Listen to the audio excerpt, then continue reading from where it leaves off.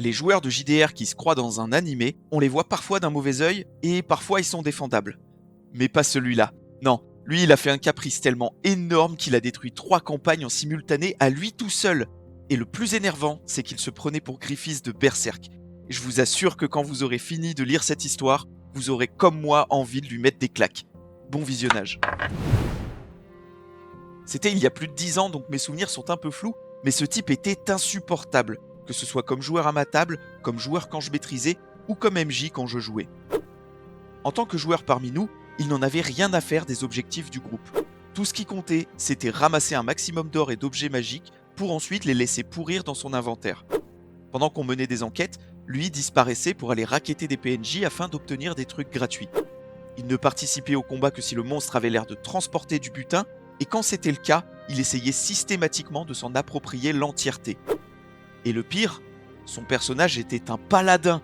Il s'était calqué sur Griffiths de Berserk, et sa logique c'était « Quand j'aurai conquis le monde, c'est moi qui déciderai de ce qui est bien ou mal. Donc par définition, ma mission est juste. » Son perso est mort après qu'on ait recruté un PNJ ratide alchimiste pour nous aider contre un monstre, un énorme cerbère mécanique qui gardait des ruines. Alors que l'alchimiste risquait sa vie pour nous, notre ersatz de Griffiths a décidé de profiter de l'occasion pour cambrioler sa maison. L'alchimiste l'a découvert et a attaqué de rage. 2 autres PJ, un autre alchimiste et une guerrière Azimar, descendante d'une bête sacrée du Nirvana, ont pris le parti du PNJ. On a tout fait pour le neutraliser sans le tuer, ce qui n'était pas bien compliqué. Ses pouvoirs de paladin l'avaient abandonné depuis longtemps, mais il s'en fichait, persuadé que sa quête sacrée les lui rendrait tôt ou tard. Quand on lui a repris les objets volés, il a déclaré que son personnage se mordait la langue et se suicidait, parce que vous ne me laissez pas jouer comme je veux. Après cette séance, on a eu droit à un torrent de messages furieux sur le fait qu'on avait brisé les règles et fait du méta-jeu en le punissant d'un crime qu'on n'avait d'après lui pas vu, alors qu'il avait littéralement les objets volés sur lui. Il refusait d'admettre quoi que ce soit parce qu'on avait selon lui cru un sale rat plutôt que lui. Ça a mis fin aux 2 autres campagnes où il jouait. Il a vandalisé nos Roll20 et nos serveurs Discord, supprimé tous les assets auxquels il avait accès et bloqué, kické tout le monde. En tant que joueur à ma table, quand j'étais MJ, il a exigé de jouer sa propre race maison, un hybride homme-requin avec des bonus délirants combinés à une classe non officielle trouvée sur internet qui lui donnait à la fois la puissance martiale d'un guerrier et les compétences plus l'attaque sournoise d'un roublard, sans aucune contrepartie. Je lui ai proposé une réécriture équilibrée basée sur une race existante, il est parti en tirade mais a fini par accepter. Bien sûr, il s'est plaint à chaque jet raté en disant « Mon premier perso aurait réussi si on ne me l'avait pas interdit ». Son background, ténébreux à l'excès. Fils d'une sorcière qu'il avait maudit sous forme de requin-garou, et, surprise, toutes ces expériences l'avaient rendu totalement insensible, méfiant envers tout le monde et obsédé par l'argent. Original. En jeu, même schéma qu'avec Griffiths. Il fuyait les combats sauf quand une créature avait l'air d'avoir du butin. Il se ruait dessus pour la piller pendant que le reste du groupe se battait encore. Il avait la manie de dire « Je me cache et j'attaque sournoise », alors qu'il était littéralement devant l'ennemi.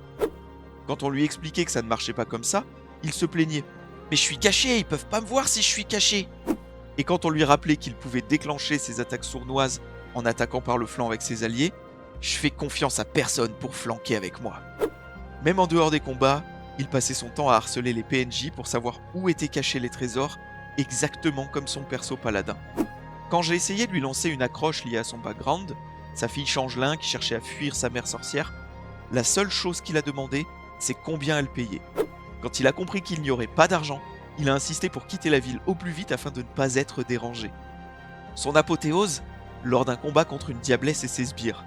Le reste du groupe s'est immédiatement lancé pour défendre la ville. Lui, évidemment, traînait. Après 2 tours passés à vérifier si sa potion d'invisibilité n'était pas empoisonnée, il a fini par porter une attaque sournoise contre la diablesse. Elle lui a lancé un charme en retour, il a raté son jet de sauvegarde.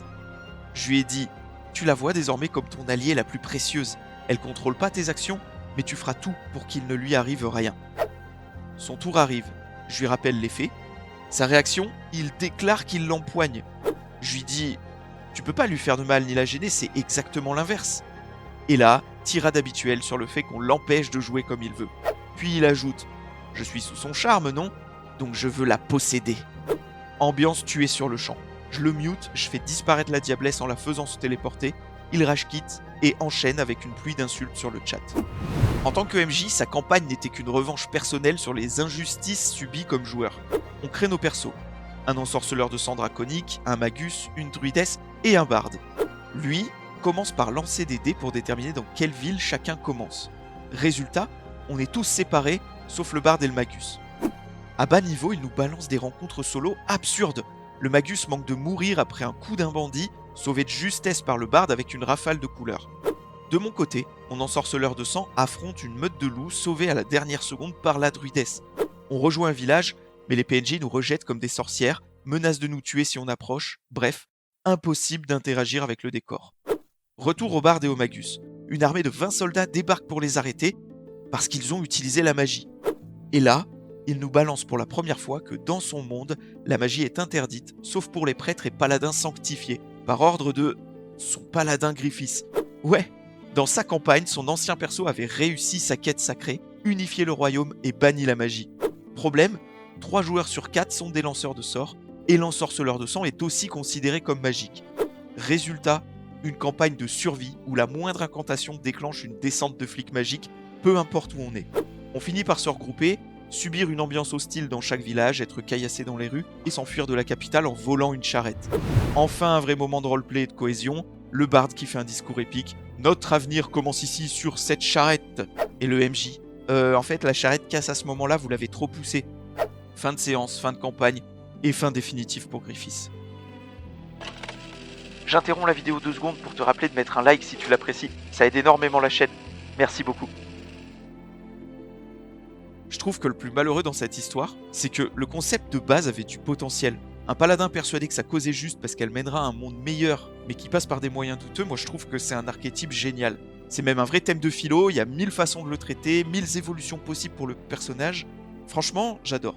Par contre, ça fait longtemps que j'ai vu Berserk, donc corrigez-moi en commentaire si je me trompe, mais ce que j'en ai retenu, c'est que Griffiths, il rêve d'un idéal, sauf qu'il est aussi dégoûté, voire hanté par les sacrifices qu'il doit faire pour y parvenir. Et c'est ce paradoxe qui rend le personnage fascinant. Ici, c'est l'inverse.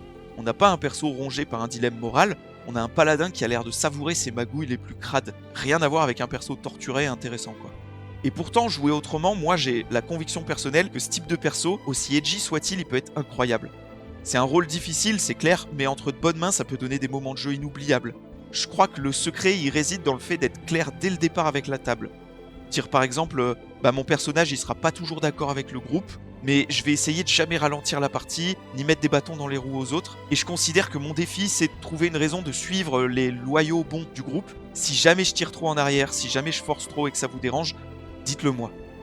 À partir de là, on peut même prévoir une évolution psychologique pour apporter de la nuance. Bref, ça demande de jouer avec les autres et pas contre eux, et je pense que c'est un vrai numéro de funambule avec ce type de personnage, mais bien réussi, ça peut transformer un concept edgy en vraie pépite de roleplay. Pour le reste de l'histoire, je vous laisse débattre en commentaire, je suis curieux de voir vos avis, mais honnêtement, moi je me demande encore comment ils ont pu supporter ce joueur aussi longtemps. Il devait être vraiment sympa en dehors de la table parce que sinon je vois pas d'autre explication. Si t'as aimé cette vidéo, je te conseille de regarder celle-ci juste après. J'y parle d'un PJ qui se prend pour Zoro de One Piece. Lui aussi il a ses travers, mais au moins il a l'air plus attachant que ce Griffiths wannabe.